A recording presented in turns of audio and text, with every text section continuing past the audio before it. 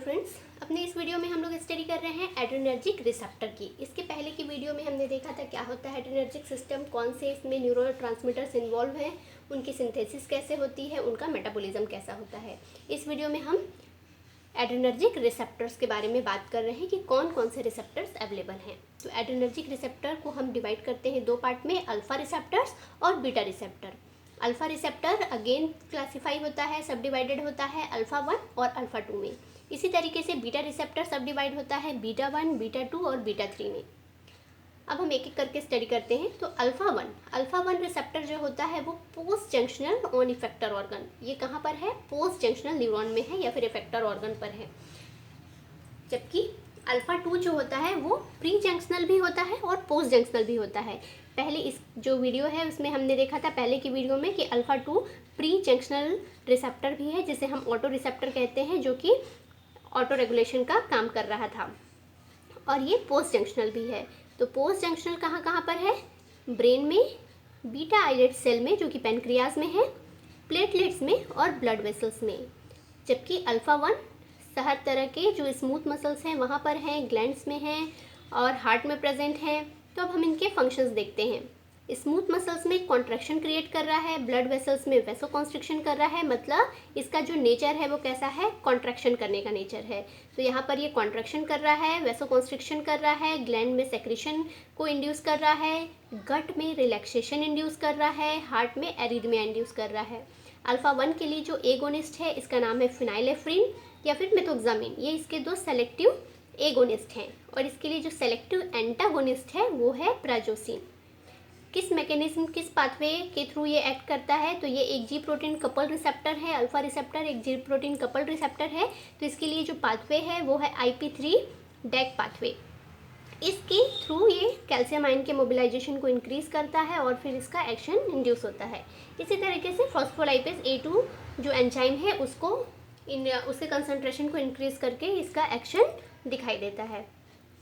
ये IP3 deck pathway किस तरीके से एक्ट करते हैं इसे हमने अपने रिसेप्टर वाले वीडियो में डिटेल में बताया है। तो आप अगर उसको रेफ़र करना चाहते हैं तो उसका लिंक डिस्क्रिप्शन बॉक्स में दे देंगे, आप वहाँ से उसे रेफ़र कर सकते हैं।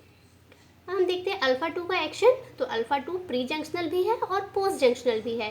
पोस्ट जंक्शनल ब्रेन में है, बीटा आइलेट सेल में यानी कि पेनक्रियाज में है, प्लेटलेट्स में, ब्लड वेसल्स में है।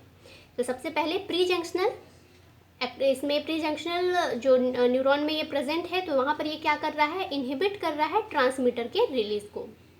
और सेकंड पोस्ट जंक्शनल की वजह से वैसोकॉन्स्ट्रिक्शन कर रहा है, डिक्रीज कर रहा है सेंट्रल सिंपैथेटिक फ्लो को, डिक्रीज कर रहा है इंसुलिन के रिलीज को, आइलेट सेल में है, प्लेटलेट के एग्रीगेशन में इन्वॉल्व है। इसके लिए जो एगोनिस्ट है, सेलेक्टिव एगोनिस्ट, वो क्लोनिडीन है। और इसके लिए जो एंटागोनिस्ट है वो है योहिम्बिन। योहिम्बिन इसका एंटागोनिस्ट है। अल्फा रिसेप्टर एक जी प्रोटीन कपल रिसेप्टर है। तो यहाँ पर ये क्या कैसे एक्ट कर रहा है, साइक्लिक AMP को डिक्रीज करके या फिर पोटेशियम चैनल को ओपन करके, कैल्शियम चैनल को ओपन करके या फिर क्लोज करके, और IP3 टैग पाथवे के थ्रू इसका एक्शंस दिखाई देता है। बीटा रिसेप्टर जो होते हैं ये 3 पार्ट में सब डिवाइडेड है, बीटा 1, बीटा 2, बीटा 3। बीटा 1 ये जो है हार्ट में प्रेजेंट है और जक्स्टा ग्लोमेरुलर सेल में प्रेजेंट है किडनी के।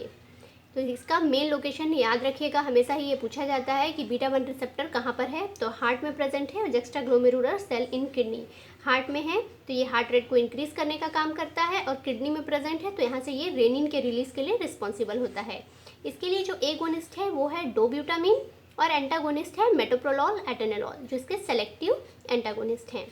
बीटा 2 रिसेप्टर हमेशा ही स्मूथ मसल्स में प्रेजेंट है, चाहे वो ब्रोंकाई का हो, ब्लड वेसल्स का हो, यूट्रस का हो, GIT में हो, यूरिनरी ट्रैक्ट में हो।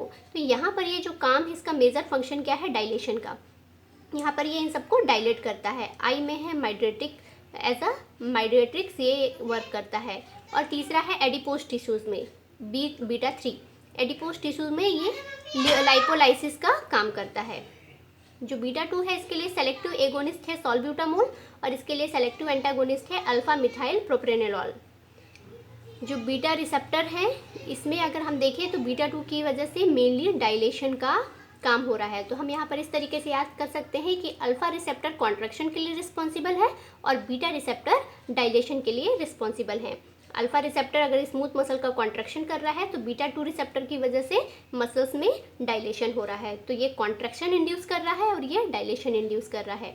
बीटा रिसेप्टर भी, ये भी जो है जी प्रोटीन कपल रिसेप्टर है, तो ये भी साइक्लिक एएमपी डिपेंडेंट पाथवे के थ्रू अपने एक्शन प्रोड्यूस करते हैं। इस वीडियो में बस इतना ही। अगले वीडियो में हम अल्फा एक्शन और बीटा के थ्रू होने वाले एक्शंस के बारे में स्टडी करेंगे।